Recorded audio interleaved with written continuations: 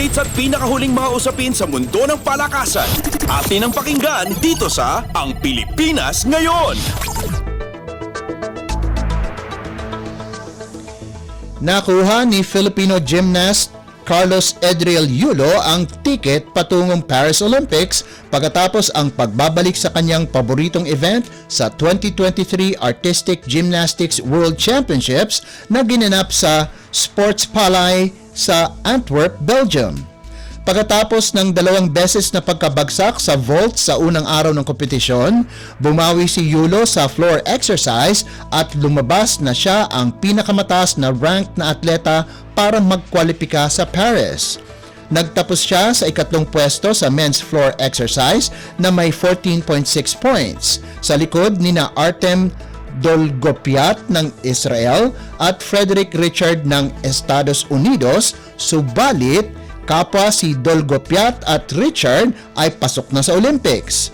Kaya ang ibig sabihin nito ay si Yulo ang susunod na kandidato na may pinakamataas na tinapos sa event. Sinamahan ni Yulo si Paul Volter, EJ Obiana na una nang nakakuha ng pwesto sa 2024 Paris Olympics. Pinagpaliban ni Yulo ang nalumaban sa 19th Asian Games para makapagpartisipa sa 2023 Artistic Gymnastics World Championships na isang qualifying tournament para sa Olympics. Updates at pinakahuling mga usapin sa mundo ng palakasan. Atin ang pakinggan dito sa Ang Pilipinas Ngayon.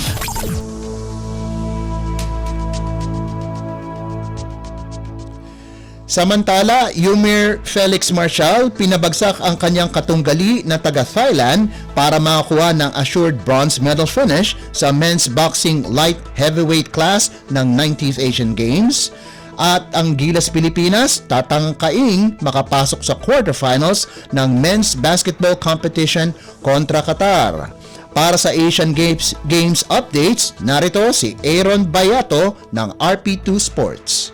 Isang malupit na sucker punch ang pinakawalan ni light heavyweight boxer na si Yumir Felix Marshall para mapabagsak si Wirapon Jongjoho ng Thailand sa second round ng men's 80kg quarterfinals sa Hangzhou, China kagabi.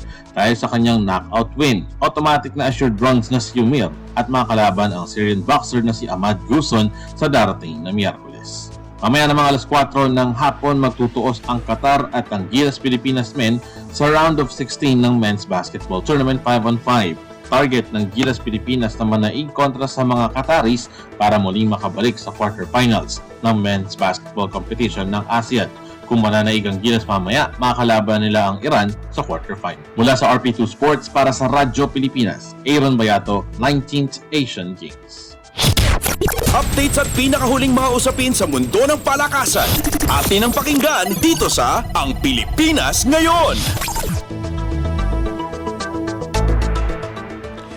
Matagumpay ang unang asignatura ng University of the Philippines pagkatapos gibain ang Adamson University 68-51 sa University Athletic Association of the Philippines o UAAP Season 86 Men's Basketball Tournament nitong linggo na ginanap sa Pasay City.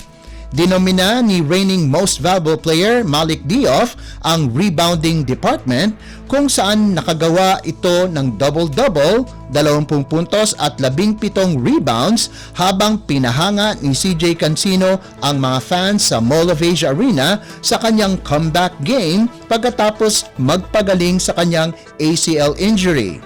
Nakagawa si Cancino ng 19 na puntos, 2 rebounds, 1 assist at 1 block habang nag-ambag din si Harold Alarcon ng 10 puntos, 5 rebounds at 2 steals para sa Fighting Maroons.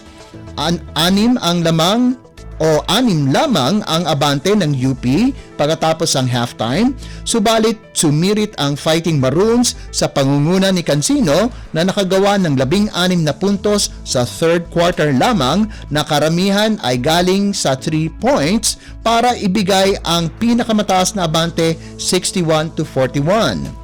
Sina Didap Hanapi at Matthew Montibon ang nakagawa ng double-digit points sa panig ng Soaring Falcons kung saan nakagawa sila ng 13 at 11 puntos ayon sa pagkakasunod.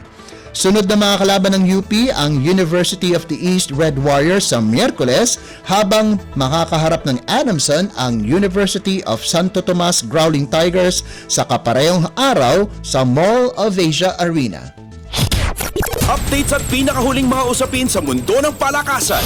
Atin ang pakinggan dito sa Ang Pilipinas Ngayon.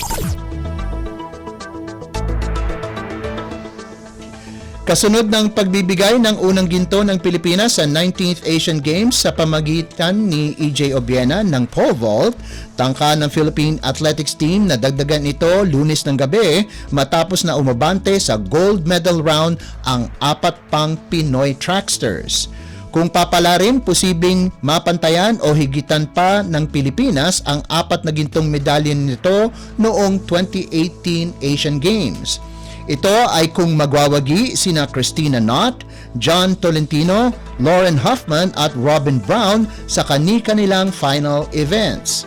Unang sasalang si Knott na siyang pumasok sa finals ng women's 200-meter dash nang itala ang 24.02 seconds sa heats kung saan siya ang ikawalo sa 8 finalists. Target ng Filipino-American sprinter na ibigay sa Pilipinas ang unang medalya nito sa naturang event sa loob ng 37 taon, kasunod ng silver medal ni Lydia De Vega noong taong 1986. Isinumitin naman ni Tolentino ang oras na 13.7 seconds para pumangalawa sa qualifiers at umusad sa men's 110-meter hurdles finals.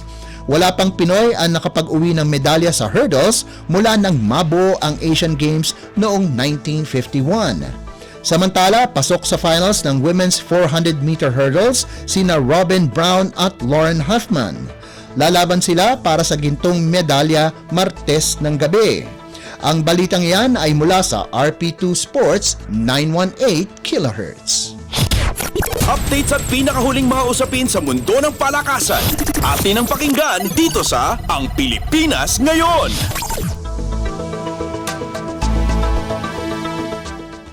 At yan ang pinakahuling balita sa larangan ng palakasan. Para sa Radyo Pilipinas World Service, ito po si Leo Magpayo. Magandang araw. Updates at pinakahuling mga usapin sa mundo ng palakasan. Atin ang pakinggan dito sa Ang Pilipinas Ngayon.